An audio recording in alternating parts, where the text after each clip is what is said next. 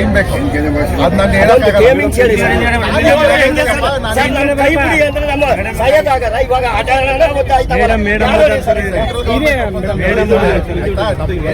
ಬಂಡೀಪುರ್ ಒಂದೇ ಸಫಾರಿ ಅಲ್ಲ, ಇಡೀ ದೇಶದಲ್ಲಿ ಎಲ್ಲಾ ಕಡೆ ಸಫಾರಿ ನಡೀತವೆ, ನಡೆಯೋ ಕಡೆ ಅದೆಲ್ಲ ಪಾಲಿಸಿ ಇಂಪ್ಲಿಮೆಂಟ್ ಮಾಡಬೇಕು ಅಂದ್ರೆ ಸೆಂಟ್ರಲ್ ಗೌರ್ಮೆಂಟ್ ಕೈ ಆಗ್ತದೆ. ನಾನು ಒಬ್ಬನೇ ಇಲ್ಲಿ ಕೂತ್ಕೊಂಡು ಇಲ್ಲಿ ಈಶ್ವರ್ ಕಂಡ್ರೆ ಸಿದ್ದರಾಮಯ್ಯ ಡಿಸಿಷನ್ ತಗೊಳಕ್ಕಿಂತ ಆ ರಿಪೋರ್ಟ್ನ ಸೆಂಟ್ರಲ್ ಗೌರ್ಮೆಂಟ್ ಕಳಿಸ್ಬೇಕು. ಯಾಕಂದ್ರೆ ಸುಮಾರು ಬೇರೆ ಮಧ್ಯಪ್ರದೇಶದಲ್ಲಿ, ರಾಜಸ್ಥಾನದಲ್ಲ ಕ್ಯಾಮಲ್ ಸಫಾರಿ ನಡೀತದೆ ಡೆಸರ್ಟ್ ಅಲ್ಲಿ, ಇನ್ನೇ ಬೇರೆ ಬೇರೆ ಕಡೆ ಪ್ರಾಣಿ ಗುಜರಾತಲ್ಲಿ ಇದೆ, ಎಲ್ಲ ಕಡೆ ಇದೆ. ಅದನ್ನ ನಾವು ಆ ಥರ ರಿಸ್ಟ್ರಿಕ್ಟ್ ಮಾಡೋಕ್ಕೆ ನಮ್ಗೆ ಟೈಮ್ ಬೇಕಾಗ್ತದೆ. ಕೇರಳದ ಪಾಲಿಸಿ ಏನಿದೆ ಅದು ಇಂಟರ್ ಸ್ಟೇಟ್ ಸಪ್ಲೈ ಮಾಡೋದು, ಅದನ್ನ ಕೇಳಬೇಕು ಆಯ್ತಾ. ಅಲ್ಲಿ ಕೇರಳದಿಂದನೂ ನಮ್ಗೆ ಬರ್ತದೆ ಕೆಲವು ವಸ್ತುಗಳು ಹೋಗ್ತವೆ. ಖಾದ್ಯ ವಸ್ತುಗಳು ಏನು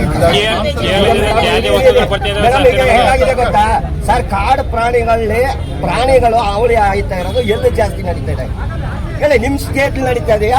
ಕೇರಳ, ಆಂಧ್ರ, ಅಲ್ಲಿ ಇಲ್ಲಿ ಹೇಳ್ತಿಲ್ಲ, ಅಲ್ಲಿ ನಡೀತಾ ಇದೆ ಸರ್. ಈಗ ಕೇರಳ ನಡೀತಾ ಇದೆ, ನಮ್ ಕಾಡಂಗೆ ಕವರ್ ಆಗ್ತದೆ, ಅಲ್ಲಿ ನ್ಯೂಸ್ ಅಲ್ಲಿ ಕವರ್ ಆಗ್ತದೆ ಸರ್. ನಾನು ಈಗ ಕಡ್ರಿ ಸರ್, ಅಲ್ಲಿ ತಡ್ಕೊಂಡು ಸ್ಟ್ರೈಕ್ ಮಾಡೋದು ಎಲ್ಲೇ ಸರ್? ಇವಾಗ ಪ್ರಾಣಿ ಅಡೆ ಹೋಗ್ತಾ ಇರೋದು ಎಲ್ಲಿ ಸರ್? ರಾಜಕೀಯ ನಾವು ಬಳಸ್ತಾ ಇದ್ದಾವ ಸರ್. ಸಫಾರಿ ಸಮಸ್ಯೆ ಆಗಿಂತ ಪ್ರಾಣಿಗಳ ಸಂತತಿನೂ ಜಾಸ್ತಿ ಆಗ್ತಿದೆ. ಅದನ್ನ ಅಟ್ ದ ಸೇಮ್ ಟೈಮ್ ನಾವು ಕಂಟ್ರೋಲ್ ಮಾಡಬೇಕು. ಅದು ಕಂಟ್ರೋಲ್ ಮಾಡಲಿಕ್ಕೆ ಕಂಟ್ರೋಲ್ ಮಾಡೋಕ್ಕೆ ಸಫಾರಿ ಪ್ರಾಣಿಗಳ ಸಂತತಿ ಕಂಟ್ರೋಲ್ ಮಾಡೋಕ್ಕೆ ಬೇರೆ ಏನೂ ಕಾರಣಗಳಿಲ್ಲ, ಬೇರೆ ಏನೂ ಮಾಡೋಕ್ಕಾಗಲ್ಲ. ನಾವು ಹೋಗಿ ಈಗ ನೀವು ಬೇಕಾದ್ರೆ ಬೇರೆ ನಮ್ಮ ಪಶು ಆಸ್ಪತ್ರೆಗಳಲ್ಲಿ ಪ್ರಾಣಿಗಳಿಗೆ ಇಂಜೆಕ್ಷನ್ ಕೊಡಿಸೋ ಏನೋ ಮಾಡಿ ನಾವು ಸಂತತಿ ಕಮ್ಮಿ ಮಾಡೋದು, ಅಲ್ಲಿ ಮಾಡೋಕ್ಕಾಗಲ್ಲ. ಕಾರಣಗಳು ಅವು ನ್ಯಾಚುರಲ್ ಹ್ಯಾಬಿಟೇಟ್ಲಿ ಇರಬೇಕು. ಪೇಪರಲ್ಲಿ ಹೇಳಿದ್ರೆ ನೆಗೆಟಿವ್ ಶುರುವಾಗಿದೆ ಆಲ್ರೆಡಿ. ಪ್ರಾಣಿಗಳ ಸಂತತಿ ಜಾಸ್ತಿ ಆಗಿದೆ ಅಂತ ನೀವೇ ಹೇಳ್ತಾ ಇದ್ದೀರಿ. ಅಲ್ಲಿ ಹಿರಿಯ ಅಧಿಕಾರಿಗಳು, ಪರ್ಮಿಷನ್ ಕೊಟ್ಟು ಈಗ 100% ಕೊಡಬಾರ್ದು, ಕಂಟ್ರೋಲ್ ಸಫಾರಿ ಮಾಡಿ ಅಂತ ಹೇಳಿ. ಯಾಕಂದರೆ ಒಂದು ಕಡೆ ಪ್ರವಾಸೋದ್ಯಮ ಬೆಳೀತಾರೆ, ಆದಾಯದ ಮೂಲ ಆಗತ್ತಲ್ಲಿ ಸುಮಾರು ಕಡೆ ಆಗಿದೆ. ಹೀಗಾಗಿ ಇಲ್ಲಿಯ ಸ್ಥಳೀಯವಾಗಿ ನನ್ನ ವಿಚಾರ ಏನು ಅಂದರೆ, ಸ್ಥಳೀಯವಾಗಿರೋಂಥ ಉದ್ಯೋಗಗಳಿಗೆ ಅವಕಾಶ ಸಿಗಬೇಕು ಅನ್ನೋ ವಿಚಾರ ಏನಿತ್ತು. ಹಿಂದೆ ಎಷ್ಟು ಜನ ಕೆಲಸ ಮಾಡ್ತಿದ್ರು ಬೇರೆ ಬೇರೆ, ಅವ್ರಿಗೆಲ್ಲ ಕೆಲಸ ಇದ್ದಿದ್ದಾಗ ನಮ್ಮತ್ರ ಬಂದು ಒತ್ತಡ ಇರೋದು. ಹಂಗಾಗಿ ನಾವು ಏನು ಹೇಳೋದು, ಸಫಾರಿ ಮಾಡೋಕ್ಕೆ ತಕ್ಷಣ ಸಮಿತಿ ರಚನೆ ಮಾಡಿ ಅಂತ ನಾನೇ ಮುಖ್ಯಮಂತ್ರಿಗಳು ಮೀಟಿಂಗ್ ಮಾಡಿ ನಮ್ಮೆಲ್ಲ ಕರೆದು ಅಧಿಕಾರಿಗಳಿಗೆಲ್ಲ ಇನ್ಸ್ಟ್ರಕ್ಷನ್ಸ್ ಕೊಟ್ಟು ಮಾಡಿ ಸಮಿತಿ ಮಾಡಿ ಅದು ಸಮಿತಿ ವರದಿ ಪ್ರಕಾರ ಮಾಡಿ ನೋಡೋಣ ಫಸ್ಟು ಅಂತ ಹೇಳೋದು. ಈ ಸಫಾರಿನ ಇದಾಗಿ ಮಾಡ್ತೇವೆ. ಮೊನ್ನೆ ಒಂದು ಚನ್ನಮಲ್ಲಿಪುರದಲ್ಲಿ ಒಂದು ಹುಲಿ ಬಂದಿದೆ. ಆ ಹುಲಿ ಬಂದಿರೋದಕ್ಕೆ ಜನ ಆತಂಕ ಆಗಿದ್ದಾರೆ. ಆ ಹುಲಿಗೂ ನಮ್ಮ ಥರ ಮನುಷ್ಯತ್ವ ಇರೋಂಥ ಹುಲಿ ಆಗಿರೋದ್ರಿಂದ ಅದಕ್ಕೆ ಅದು ಮರಿಯಲ್ಲೇ ಎತ್ಕೊಂಡು ಹೋಗೋರು ಅನ್ನೋದಕ್ಕೆ ತಾಯಿ ಬಂದಿದೆ. ಅಲ್ಲಿ ಗಲಾಟೆ ಆದಂಥ ಸಮಯದಲ್ಲಿ ಆ ಪ್ರಾಣಿಗಳು ಹೆಚ್ಚು ಕಮ್ಮಿ ಆದರೆ ಅಟ್ಯಾಕ್ ಮಾಡ್ತವೆ. ಅದನ್ನ ನಾವು ಸುಮ್ಮನೆ ಅದ್ರ ಪಾಡಿಗೆ ಅದು ಇರೋಷ್ಟೊತ್ತು ಡ್ರೋನ್ ಹಾಕಿ, ಇವತ್ತು ಡ್ರೋನ್ ಎಲ್ಲ ಹಾಕಿ ಸರ್ವೆ ಮಾಡಿ ಅರಣ್ಯ ಇಲಾಖೆಯವರು ಏನೇನು ಪ್ರಾಣಿ ಬೇರೆ ಬಂದು ಚೆಕ್ ಮಾಡ್ತಾರೆ. ಇವತ್ತು ನಿನ್ನೆ ರಾತ್ರಿನೂ ಒಂದು ಗೋಗೆ ಒಂದು ಕೆಲಸ ಈಗ ಆ ಥರ ಕೆಲಸಗಳು ನಡೀತಿದ್ದಾವೆ. ಪ್ರಾಣಿಗಳ ಸಂತತಿ ಜಾಸ್ತಿ ಆಗ್ತಿರುತ್ತೆ. ಇವತ್ತು ಎಲ್ಲ ಬೆಳಗ್ಗೆ ಪೇಪರ್ ನೋಡಿರ್ಬೋದು, ಅರಣ್ಯ ಸಚಿವರು ಒಂದು ಯೋಜನೆ ಕೊಡ್ತೀವಿ.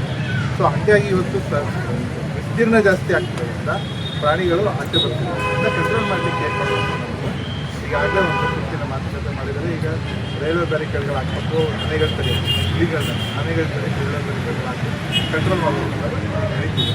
ಈಗಾಗಲೇ ನಮ್ಮ ತಾಲೂಕಲ್ಲಿ ರೈತ ನೆಕ್ಸ್ಟ್ ವೀಕಲ್ಲಿ ಶುರು ಮಾಡ್ತೀವಿ. ಸೊ ಹಂಗಾಗಿ ಇವೆಲ್ಲ ಮಾಡ್ತೀವಿ. ಹುಲಿಗಳು ಕಂಟ್ರೋಲ್ ಮಾಡಲಿಕ್ಕೆ ಏನು ಮಾಡಬೇಕು ಅನ್ನೋದು ನೀವು ಮಾಡಿ 100% ಅವ್ರಿಗೆ ಕಂಟ್ರೋಲ್ ಮಾಡಬೇಕು ಈ ಮಾತನ್ನು ಅದ್ರ ಪ್ರಕಾರ ಸರ್ಕಾರ ಏನು ತಗೊಂಡಿರೋದು ಅದಕ್ಕೆ ನಾವು 100% ಸಪೋರ್ಟ್ ಮಾಡ್ತೀವಿ. ಅದರಲ್ಲಿ ಯಾವುದೇ ಥರದ ಅಲ್ಲ. ನೀವು ಭರವಸೆ ಕೊಟ್ಟು ಹೋಗು ಅದು ನಡೀತಾವಲ್ಲ, ಅದಕ್ಕೆ ನೀವು ಭರವಸೆ ಕೊಟ್ಟದಕ್ಕೆ ನೆಮ್ಮದಿ 100% ಇಂಪ್ಲಿಮೆಂಟ್ ಆಗಿಲ್ಲ, 70% ಆಗಿದೆ, 30% ಸೆಟ್ರೇಟ್ ಮಾಡ್ತೀವಿ ಸರ್. ಸೆಟ್ಲೇಟ್ ಈಗ ನೀವು ಬಂದು ನಮಗೆ ಭರವಸೆ ಹೇಳ್ಬಿಟ್ಟಿದ್ರಿ, ಹಿಂಗೆ ಬಂದು ಆ ಟೈಮಿಂಗ್ಸ್ ಆಗಿದೆ ಅಲ್ಲ, ಅದೇನು ಕ್ರಮ ತಗೊಂಡ್ರಿ? ಭರವಸೆ ಕೊಟ್ಟಿಲ್ಲ, ನಾನು ಸರ್ ಯಾವ ಸ್ಕೂಲ್ ನಮಗೆ ಗೊತ್ತಿಲ್ಲ, ನಾವು ಒಂದ್ಸಲ ಇರ್ತೀವಿ ಮಣ್ಣು ಟೈಮಿಂಗ್ಸ್ ಸರ್. ಇವಾಗ ಸೂಪರ್ ಆಕ್ಸಿಡೆಂಟ್ ಆಗ್ತಾವ, ಅವೇನ್ ಮಾಡ್ಕೊಡಿ.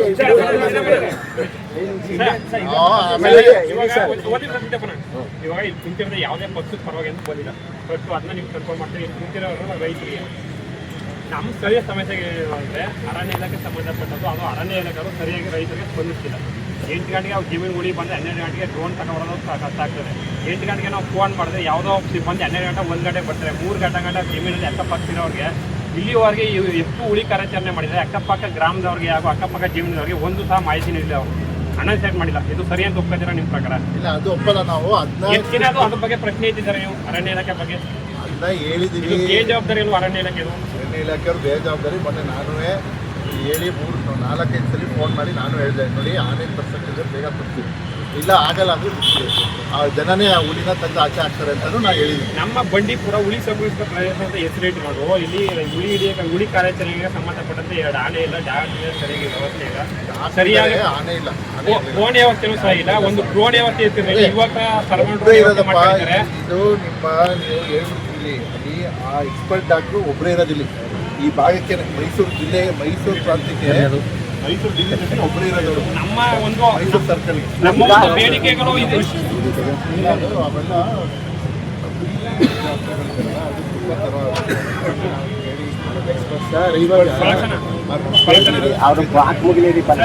ನಮ್ಮ ಒಂದು ಬೇಡಿಕೆ ಇದೆ. ಅರಣ್ಯ ಇಲಾಖೆ ರೈತ ಸಮಸ್ಯೆಗಳಿಗೆ ಸ್ಪಂದಿಸಬೇಕು, ಕೂಡಲೇ ಸಫಾರಿ ನಿಲ್ಲಬೇಕು. ಯಾಕಂದ್ರೆ ಎಲ್ಲೋ ಒಂದು ಆಫೀಸ್ ಕುಂತಿರೋರಿಗೆ ಸಫಾರಿಯಿಂದ ಪ್ರಾಬ್ಲಮ್ ಆಗುತ್ತೆ ಏನೋ ಗೊತ್ತಿಲ್ಲ. ನಾವು ರೈತರು ಹೊಲದಲ್ಲಿ ಏನು ಸಮಸ್ಯೆ ಎದುರಿಸ್ತಿದ್ದೀವಿ ಅದೊಂದು ಇಟ್ಕೊಂಡು ಸಫಾರಿ ಕೂಡಲೇ ನಿಲ್ಲಿಸಬೇಕು ಅಂತ ನಮ್ಮ ಒಂದು ಬೇಡಿಕೆನ ಇಟ್ಟಿದ್ದೀವಿ. ಹಾಗೂ ಅಕ್ರಮ ಗಣಿಗಾರಿಕೆ ನಿಲ್ಲಬೇಕು. ಹಾಗೂ ಕೇರಳಕ್ಕೆ ಹೋಗುವ ಖನಿಜ ಸಂಪದಗಳು ನಮ್ಮ ಗುಂಡ್ಲುಪೇಟೆಯಲ್ಲಿ ಏನು ಕೇರಳಕ್ಕೆ ಹೋಗ್ತಿದ್ದಾವೆ ಅದು ಕೂಡಲೇ ಅದನ್ನ ಸ್ಥಗಿತ ಮಾಡಬೇಕು. 3ನೇದು, ಪಂಚಾಯಿತಿಗಳಲ್ಲಿ PDOಗಳು ಸರ್ವಾಧಿಕಾರಿಗಳಂತೆ ವರ್ತಿಸಿದ್ದಾರೆ, ಜನಸಾಮಾನ್ಯರಿಗೆ ಸರಿಯಾಗಿ ಸ್ಪಂದಿಸ್ತಿಲ್ಲ. ಊರಿನ ಎಲ್ಲ ಗ್ರಾಮದಲ್ಲಿ ಎಲ್ಲ ಪಂಚಾಯಿತಿಗೆ ಸಂಬಂಧಪಟ್ಟ ಕೆಲಸಗಳು ಅತ್ಯಂತ ಹಿಂದುಳಿದಿವೆ. ಹಾಗೂ ಯಾವುದು ಜನಸಾಮಾನ್ಯರಿಗೆ ಪಂಚಾಯಿತಿ PDOಗಳು ಹಾಗೂ ಅಧಿಕಾರಿಗಳು ಸ್ಪಂದಿಸ್ತಿಲ್ಲ. ಇದೊಂದು ನಿಮ್ಮ ಮುಂದೆ ಹೇಳ್ತೀವಿ. ಹಾಗೂ ನಮ್ಮ ಗುಂಡ್ಲುಪೇಟೆ ತಾಲೂಕಿನಲ್ಲಿ ಅತಿ ಹೆಚ್ಚು ಕಳ್ಳತನ ಪ್ರಕರಣ ಈಗಾಗಲೇ ಸಂಭವಿಸುತ್ತದೆ. ಇದಕ್ಕೆ ಆದಷ್ಟು ಪೊಲೀಸ್ ಇಲಾಖೆ, ನಿಮ್ಮ ಪೊಲೀಸ್ ಇಲಾಖೆಯನ್ನು ಸಹಿತ ಕಡಿವಾಣ ಹಾಕಬೇಕು. ವಾರಕ್ಕೆ 1-2 ಕಳ್ಳತನದ ಪ್ರಕರಣವು ಈಗ ನಮ್ಮ ಗುಂಡ್ಲುಪೇಟೆ ತಾಲೂಕಿನಲ್ಲಿ ಅತಿ ಹೆಚ್ಚು ಸಂಖ್ಯೆಯಲ್ಲಿ ಕಂಡುಬರ್ತಿದ್ದಾವೆ. ಇದಕ್ಕೆ ಕಡಿವಾಣ ಹಾಕಿ ಏನು ನಾವು ರೈತರು ಹಾಗೂ ಜನಸಾಮಾನ್ಯರು ನೆಮ್ಮದಿಯಿಂದ ವಾಸಿಸುವಂತೆ ನೀವು ನಿಟ್ಟಿನಲ್ಲಿ ಒಂದು ಅನುಕೂಲ ಮಾಡ್ಕೊಡ್ಬೇಕು. ಇದೊಂದು ಬೇಡಿಕೆ ನಾವು ಹಾಕೊಂಡಿದ್ದೀವಿ.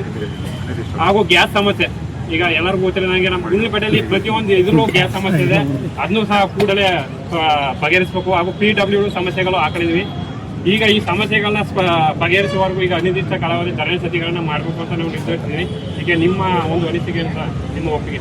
ಈಗ ನೀವು ಒಪ್ಪಿಗೆ ಇಲ್ಲ. ನಾನು ಫಸ್ಟು ಸ್ಥಳೀಯ ಶಾಸಕನಾಗಿ ನಾನು ಇನ್ನೂ ಪ್ರತಿಭಟನೆ ಅನಿರ್ದಿಷ್ಟವಾಗಿ ಒಪ್ಪಕ್ಕಾಗಲ್ಲ. ಈಗ ನೀವು ಡಿಮ್ಯಾಂಡ್ಗಳು ಹೇಳಿದ್ದೀರಾ, ಗ್ಯಾಸ್ ಹೇಳಿದ್ದೀರಾ, ಅದನ್ನ ಒಪ್ಕೊಳ್ಳೋಣ, ಅದು ಸೆಪ್ರೇಟ್ ಆಗಬೇಕು. ಅದು ನಾವು ಡೊಮೆಸ್ಟಿಕ್ ಆ್ಯಂಡ್ ಕಮರ್ಷಿಯಲ್ ಅದೇ ನಾವು ಮಾತಾಡ್ತಿದ್ವಿ. ಡೊಮೆಸ್ಟಿಕ್ ಸಪ್ಲೈ ಆಗ್ತಿದೆ, ಕಮರ್ಷಿಯಲ್ ಇಲ್ಲಿ ಏನು ಮಾಡ್ತಾರೆ ಅನ್ನೋದು ನಾನು ಒಂದು. 2ನೇದು, ನೀವು ಗಣಿಗಾರಿಕೆ ಹೇಳಿದ್ರೆ ಅಕ್ರಮ ಗಣಿಗಾರಿಕೆ ಎಲ್ಲರೂ ಕಂಡುಬಂದ್ರೆ ಅದು ಇಮಿಡಿಯೇಟ್ ಸೀಸ್ ಮಾಡಿ ಅಂತ ನಾವೇ ಹೇಳ್ತೀವಿ. ಈಗ 2 ಬೀಗ ಹಾಕಿದ್ದಾರೆ ನಿನ್ನೆ, ಇನ್ನು 7-8 ಆಗ್ತಾರೆ ಅದು, ಅದರದ್ದೇನು ಸಮಸ್ಯೆ ಇಲ್ಲ. ನಾವು ಕೂಡ ಎಲ್ಲ ಕಡೆ ರೈಡ್ ಕೂಡ ಮಾಡಿದ್ದೀವಿ. ಆಯ್ತಾ ಅದು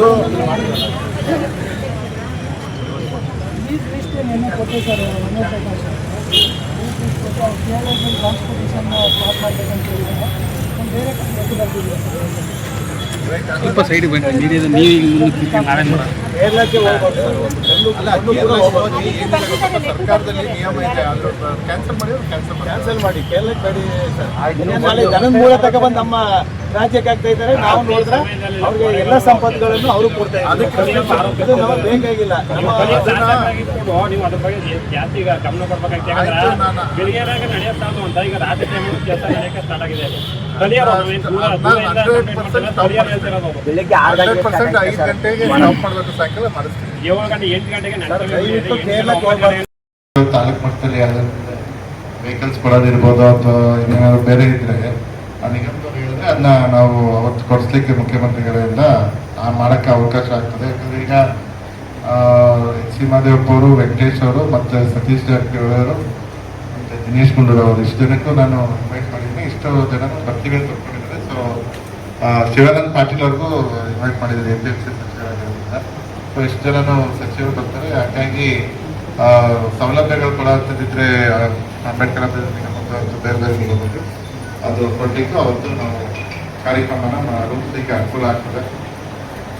ಊಟದ ವ್ಯವಸ್ಥೆನೂ ಕೂಡ ನಾವು ಸಾರ್ವಜನಿಕರಿಗೆ ಅಲ್ಲೇ ಜಯರಾಜೇಶ್ ಕ್ರೀಡಾಂಗಣದಲ್ಲೇ ಭಾಳ ಅಂತ ಕೌಂಟರ್ಸ್ ಮಾಡಿ, 15 ಕೌಂಟರ್ಸ್ ಮಾಡಿ ಈಸಿಯಾಗಿ ಫುಡ್ ಸಪ್ಲೈ ಅಂದರೆ ಯಾವುದೇ ಥರದ ದೊಡ್ಡಗಳಾಗ್ತಾರೆ ರೆಗ್ಯುಲರಿ ಮಾಡಬೇಕು ಅಂತ ಈಗಾಗಲೇ ಪ್ಲ್ಯಾನ್ ಮಾಡಿದ್ವಿ. ಇಲ್ಲಿ ಶಾಮೇಲವರು ಅವರು ಅದನ್ನ ಕ್ಲೀನಾಗಿ ಮಾಡಬೇಕು. ಅದು ಮಾಡಿದಾಗ ಯಾವುದೇ ಥರ ಸಮಸ್ಯೆಗಳಾಗಲ್ಲ.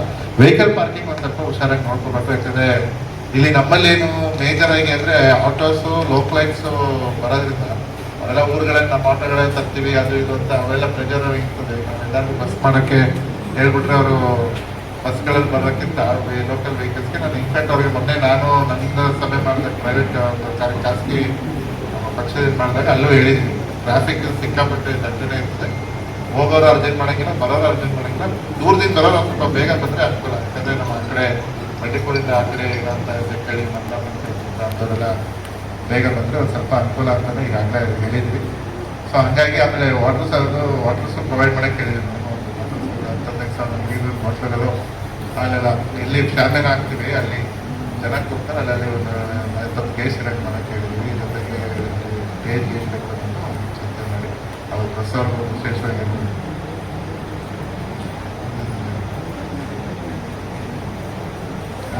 ಅದೆಲ್ಲ ಮಾತಾಡಿದ್ರು.